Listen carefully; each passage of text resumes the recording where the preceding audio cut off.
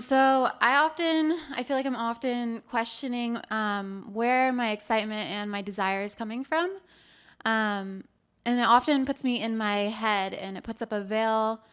It puts up a block from being fully here now. And All right, well then I have a suggestion for you.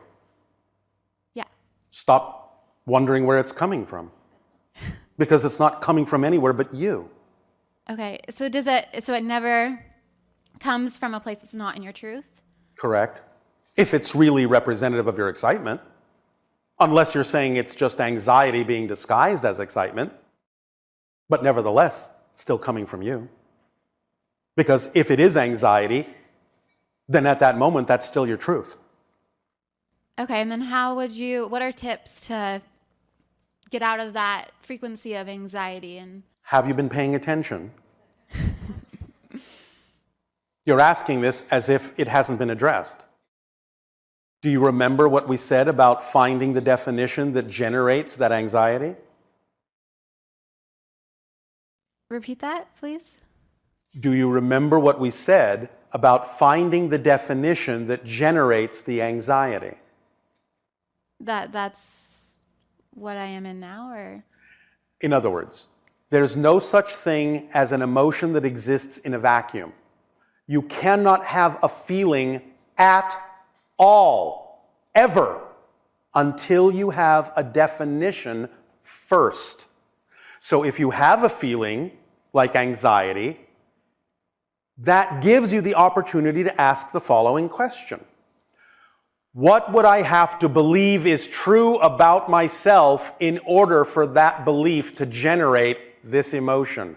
Because emotions always generate from beliefs, not the other way around. So if you're willing to hear the answer, in some way it'll come. But you have to understand that's how it works.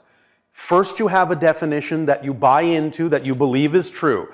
Then it generates the emotions. Then it generates the thoughts. Then it generates the behaviors.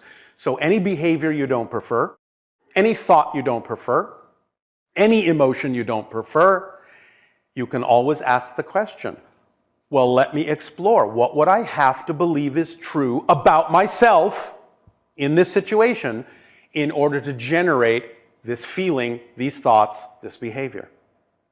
If you're willing to hear the answer will in some way, shape, or form come. Okay. It's that simple.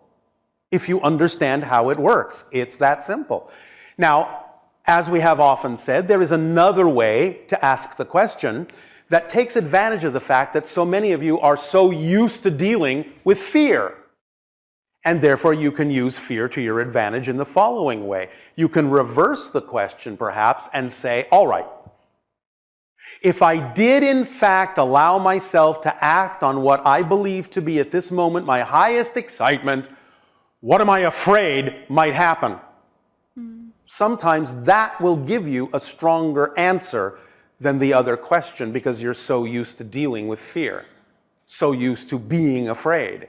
You'll say, oh, what am I afraid of? Well, that's easy. I'm afraid this will happen, or I'm afraid that'll happen, or I'm afraid someone won't love me anymore, or they'll persecute me, or they'll think I'm crazy. All of those things start coming out, and then you start realizing, what? I actually believe those things to be true? And then it starts becoming nonsensical. It starts making no sense. It starts becoming illogical. And as soon as you truly allow that negative belief that's out of alignment with you to appear nonsensical, you're at the end of the process of letting it go, as we said. Okay. Does that help? That helps. Thank you. Is that sufficient? Yes. I have another question. Beginning to understand you people. I have a last question. Oh, wait, I have another last question.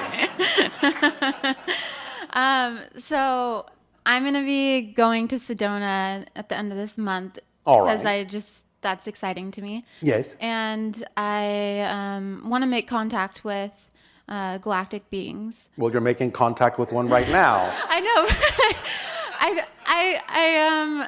What am I, as you say, chopped liver? Not galactic enough for you?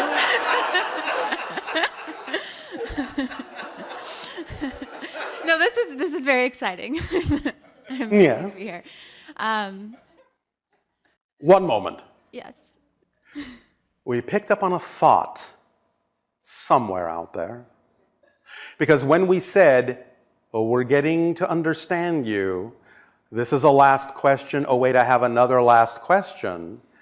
If you really think about it, it's actually the first time you've asked the last question because you're a different person.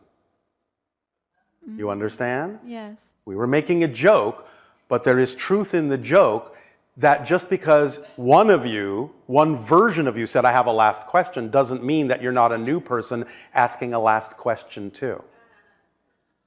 Oh, wow. Just so you have a bigger picture of this idea. Not so linear. Anyway, back to insulting your galactic friends.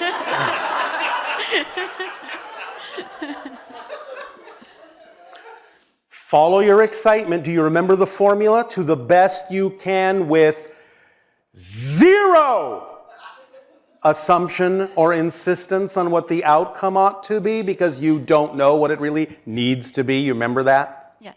So, if you're excited to go to Sedona if you can. And if you do wind up there, just be there and follow your excitement the best you can. Drop any insistence on what you think is supposed to happen and allow what needs to happen to happen. That's what's going to serve you best because your physical mind doesn't know what would actually be best for you to have happen. Are you willing to do that? Yes. Then just do that and see what happens. You may actually be surprised that whatever does happen actually does in fact serve you better than the thing you thought needed to happen. Okay. Whether in the short or long term. And again, please remember, we are communicating with you right now, but this is the way in which we need to communicate with all of you, most of you, right now. This is a step toward the idea of open contact. Awesome. Yes? Yes. Thank you so much. You are so welcome.